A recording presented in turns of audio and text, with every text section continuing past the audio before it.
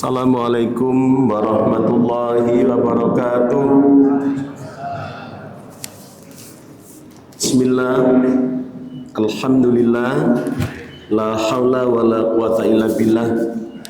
Asyhadu an la ilaha illallah wahdahu la syarikalah wa asyhadu anna Muhammadan abduhu wa rasuluh. La nabiyya ba'da. Allahumma sholli wa sallim wa barik ala Muhammad wa ala alihi wa ashabihi ajma'in. Allahumma iftah lana hikmataka wansur alaina rahmataka min khazain rahmatika ya arhamar rahimin. Rabbi shrah li sadri wa yassir li amri wahlul 'uqdatam min lisani yafqahu qawli. Rabbi zidni ilma wa wasi' li fi rizqi wa barik li fima razaqtani waj'alni mahbuban fi qulubi ibadika wa azizan fi uyunihim waj'alni wajihan fid dunya wal akhirah wa minal muqarrabin.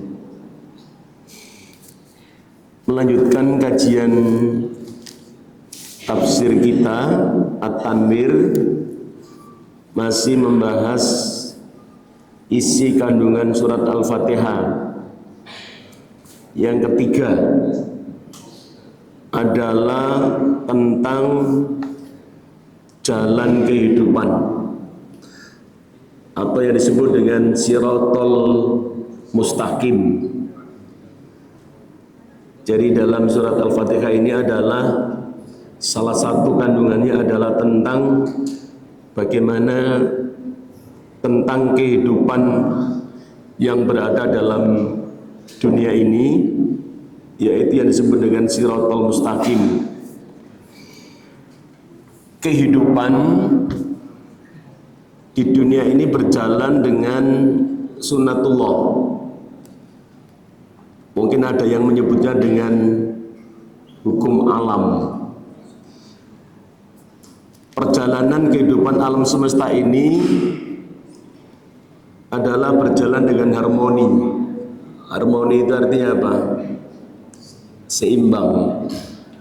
Jadi semuanya tertata dengan baik atau selaras, seimbang atau teratur. Dan semua ini adalah merupakan ketentuan yang telah diatur oleh Allah agar manusia bisa menikmati kehidupannya dengan sebaik-baiknya. Jadi keteraturan kehidupan di dunia ini adalah diperuntukkan bagi manusia. Oleh karena itu, seluruh isi alam ini dan termasuk keteraturan dan keseimbangan yang ada di dalamnya adalah diperuntukkan bagi manusia agar manusia bisa menikmati kehidupan dengan sebaik-baiknya. Nah, harapannya Allah dengan adanya ketentuan-ketentuan yang demikian itu, manusia bisa menikmati dengan sebaik-baiknya, menjaga keseimbangan ini atas dasar fungsi manusia sebagai khalifatullah fil ardh. Jadi manusia itu punya dua fungsi. Pertama adalah fungsi sebagai Abdullah, yang kedua adalah fungsi sebagai khalifatullah fil ardh. Nah, tugasnya Abdullah adalah menyembah Allah, menjadikan Allah sebagai satu-satunya sesembahannya, sedangkan khalifatullah bertugas untuk melestarikan kehidupan yang sudah diciptakan oleh Allah tadi itu. Namanya adalah khalifatullah fil ardh.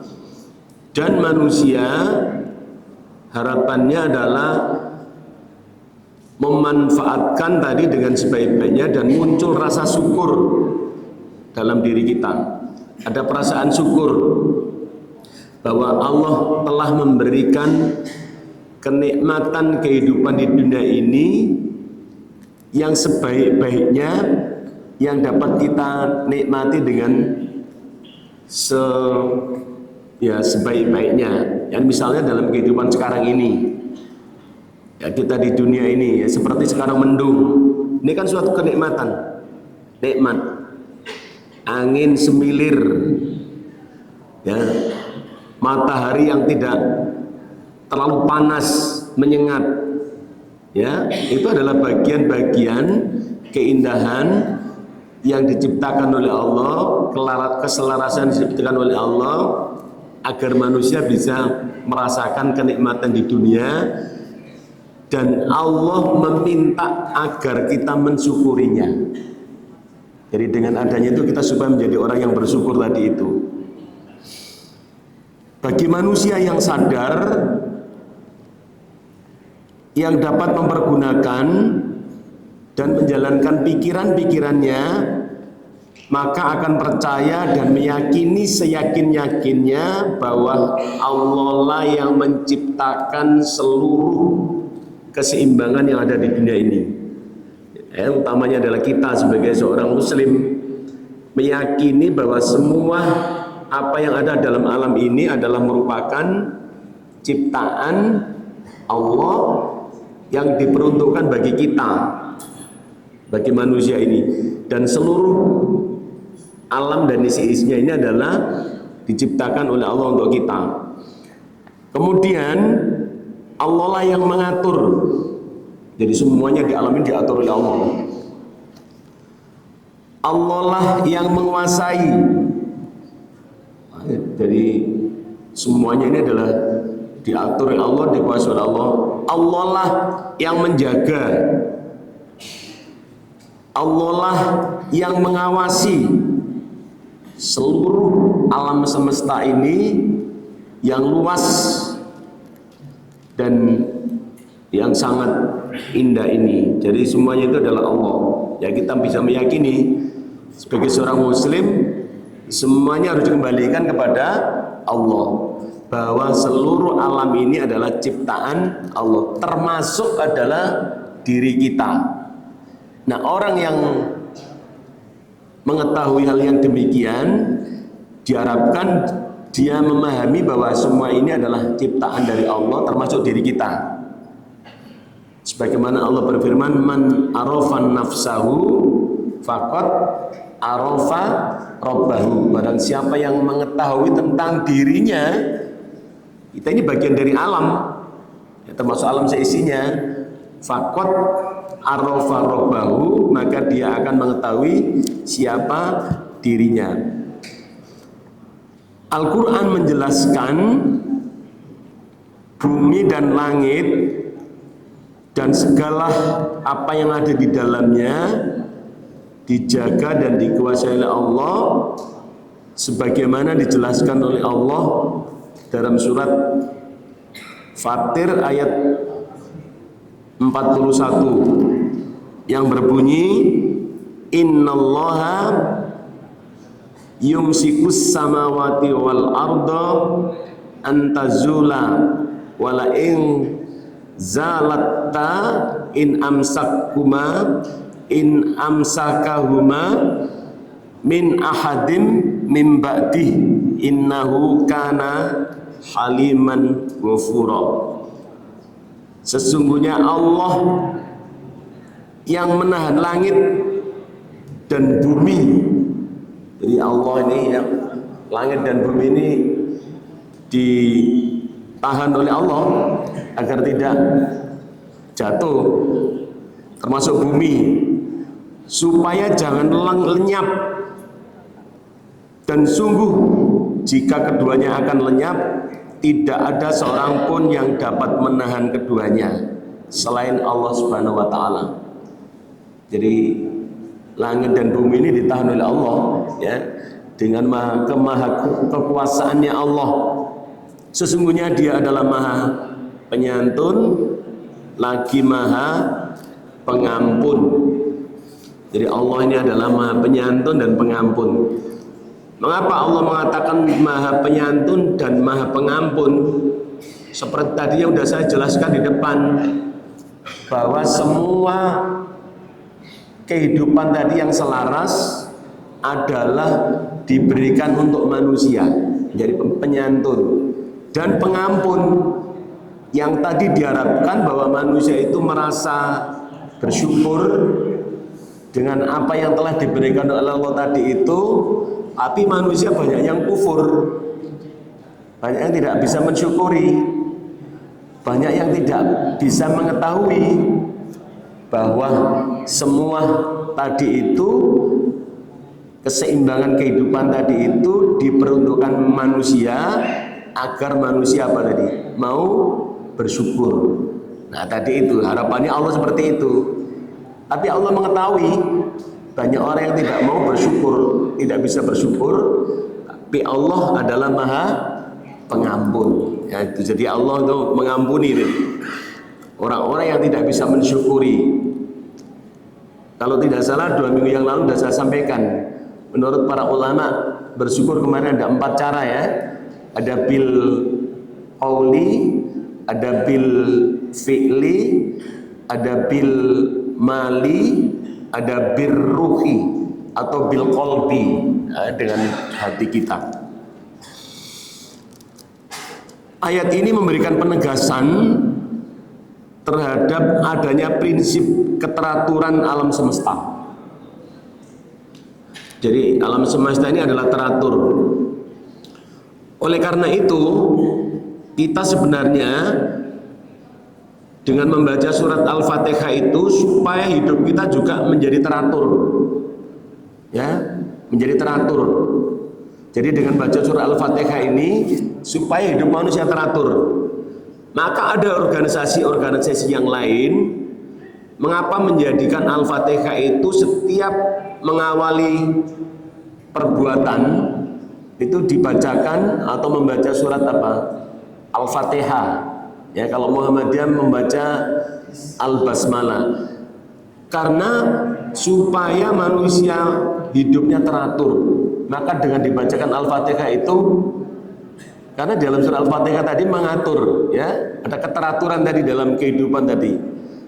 Dalam kehidupan yang diatur oleh Allah tadi itu dalam prinsip-prinsip keteraturan dalam alam semesta, ya, di dalamnya itu. Maka Allah menginginkan kita harus hidup yang teratur sebagaimana Allah mengatur kehidupan ini. Ya, kita hidupnya harus teratur itu. Waktunya makan, waktunya tidur, waktunya kerja. Tidak boleh ngawur. Tapi harus teratur. Ya, sebagaimana Allah mengatur kehidupan alam semesta. Bahkan dalam ayat yang lain secara tegas menolak adanya kepercayaan materialisme yang menyatakan bahwa alam semesta ini adalah kumpulan materi-materi yang tak beraturan. Jadi ada pendapat dalam ilmu alam yang mengatakan bahwa alam ini adalah hal-hal yang materi yang tidak beraturan. Padahal Allah lah yang mengatur kehidupan ini. Semuanya ini adalah merupakan keteraturan yang dibuat oleh Allah. Kalau Allah mau merusak, ya bisa saja. Ya, bisa saja. Tapi selama ini Allah tidak pernah merusak alam semesta ini. Kecuali manusia itu sendiri yang merusak kehidupan alam semesta ini. Sebagaimana Allah berfirman, "Dhaharul fasadu fil barri wal bahri bima kasabat aidinas." Telah nampak kerusakan di daratan dan di lautan karena ulah tangan manusia. Jadi semuanya itu adalah ulah manusia. Ya, termasuk mungkin adanya musibah banjir bandang di Sumatera dan di Aceh. Ya, itu adalah karena ulah manusia. Harmoni dan keselarasan, keteraturan kehidupan yang didasarkan, ya, jadi Allah yang mengatur kehidupan yang harmoni tadi itu adalah didasarkan karena Allah mempunyai sifat Ar-Rahman dan Ar-Rahim. Ya, Ar-Rahman dan Ar-Rahim. Kemarin sudah saya sampaikan bahwa Ar-Rahman itu diberikan kepada seluruh makhluk. Allah di dunia, ya. Sedangkan Ar-Rahim adalah kasih sayang Allah hanya diperuntukkan bagi orang-orang yang beriman nanti di mana? Nanti di akhirat. Itu sebagai bentuk sifat Allah Ar-Rahman dan Ar-Rahim. Allah sebagai Rabb yang memelihara seluruh alam semesta, termasuk di dalamnya adalah diri manusia. Jadi manusia ini adalah bagian dari alam. Tadi dia yang sudah saya sampaikan, man arofa nafsahu faqad arofa robbahu. Barang siapa yang tahu tentang dirinya, tentang penciptaan diri kita, maka kita akan mengetahui siapa Tuhan kita. Jadi maka saya mengatakan, Bapak Ibu sekalian, di dunia ini sebenarnya tidak ada manusia yang tidak tahu siapa Tuhannya. Di dunia ini tidak ada orang yang tidak tahu siapa Tuhannya. Di dunia ini tidak ada orang yang tidak tahu kebenaran Islam. Di dunia ini tidak ada orang yang tidak tahu tentang kebenaran Al-Quran. Dan di dunia ini tidak ada orang yang tidak tahu tentang kebenaran Rasulullah Shallallahu Alaihi Wasallam sebagai Rasul. Ya, tidak ada orang yang tahu. Karena apa? Karena manusia ini telah diberi bekal dalam kehidupan kita ini. Jadi manusia itu diberi bekal oleh Allah dalam kehidupan ini 5 hal. Ya, jadi manusia itu tidak ada yang tidak tahu. Bahwa manusia itu tahu, semua manusia itu tahu tentang kebenaran Allah sebagai Tuhan, Islam sebagai agama yang benar, Al-Quran sebagai kitab suci yang benar. Apa bekal itu? Yang pertama, bahwa manusia itu diberi bekal yang namanya ada akal. Jadi akal ini adalah sebagai bekal manusia. Nomor 1 itu. Maka diturunkannya Al-Quran atau ajaran agama ini, ya, ini kan untuk melindungi. Salah satu tujuannya adalah untuk melindungi apa? Akal, kan itu, ya, melindungi akal. Itu hifdzul akli. Jadi nomor 1 itu kan tujuan Al-Quran ini atau Islam ini diturunkan itu kan ada 5, ya. Mungkin kawan-kawan yang dari Fakultas Agama sudah tahu kan itu. Ada 5 kan. 1, hifdzuddin, untuk menjaga apa? Agama. Yang kedua adalah hifdzun nafs, untuk menjaga jiwa manusia. Yang ketiga adalah untuk menjaga akal, hifdzul akli. Kemudian yang keempat, tujuan Al-Quran diturunkan atau ajaran Islam diturunkan, yang keempat adalah hifdzun nasli, untuk menjaga keturunan manusia. Dan yang kelima adalah untuk menjaga harta benda atau yang disebut dengan hifdzul mali. Ada 4, ada berapa tadi? Ada 5, hafal kan? 1 tadi apa? Hifdzuddin. Yang kedua, hifdzun nafs. Yang ketiga, hifdzul akli. Yang keempat, hifdzun nasli, keturunan. Yang kelima adalah hifdzul mali, untuk menjaga itu. Nah, salah satunya. Maka manusia dalam kehidupan ini diberi bekal tadi 5. 1 apa tadi? Bekal 1 adalah akal. Nah, akal. Jadi manusia tidak ada yang tidak tahu. Maka orang-orang yang tidak beriman kepada kebenaran tadi itu yang sudah saya sebutkan, maka dia disebut sebagai orang yang kafir. Kafir artinya adalah apa? Orang yang mengingkari kebenaran. Jadi orang-orang yang di luar Islam, yang tidak mengimani, yang tidak membenarkan akalnya tadi itu, maka disebut sebagai orang yang kafir, orang yang ingkar. Jadi nomor 1 diberi bekal tadi, akal. Jadi manusia tadi di dalam kehidupan dari diberi bekal berapa tadi? Ada 5 bekal, ya. Yang kedua, manusia diberi bekal namanya adalah hati nurani. Kalau kita nyebutnya biasanya perasaan. Apa tadi? Perasaan. Maka kemarin kalau tidak salah awal-awal sudah saya sampaikan bahwa akhlak tertinggi adalah menjaga perasaan orang lain. Karena perasaan adalah bagian dari bekal hidup manusia.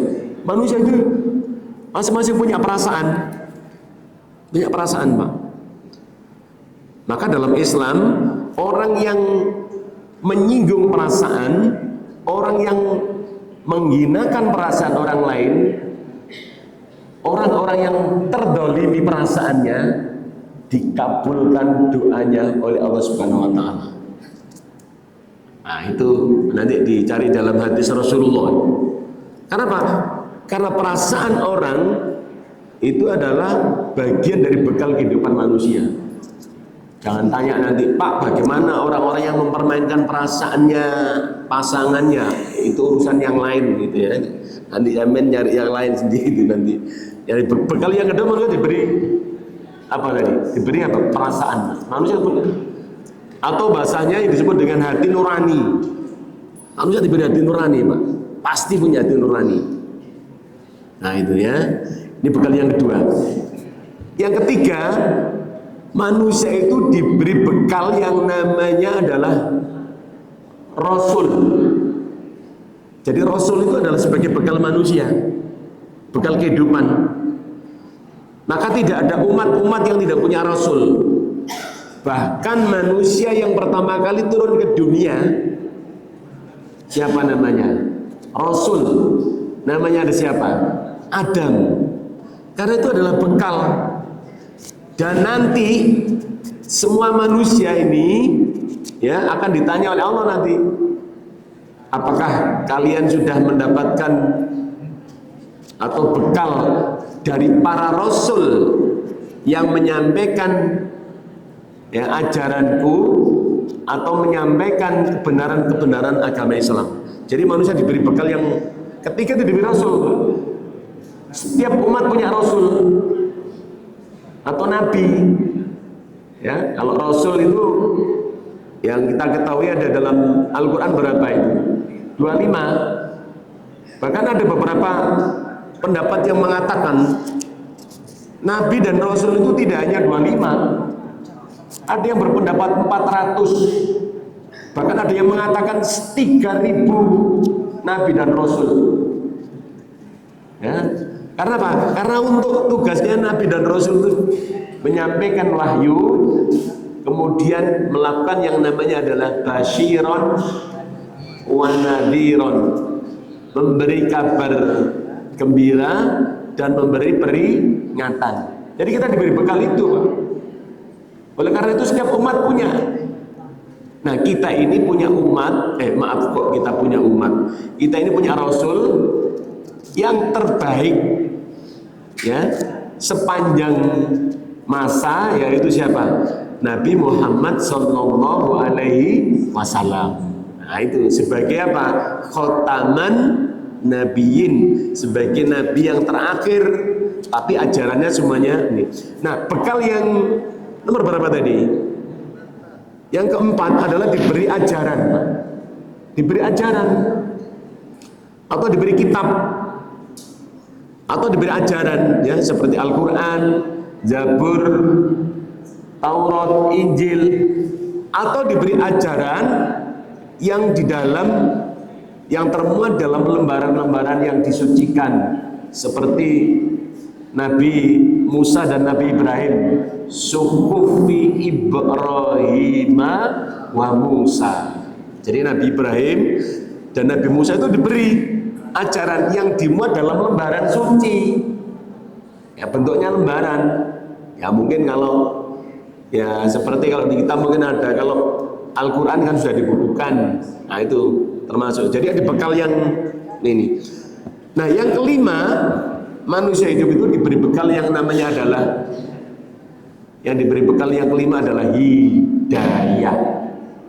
Hidayah ya.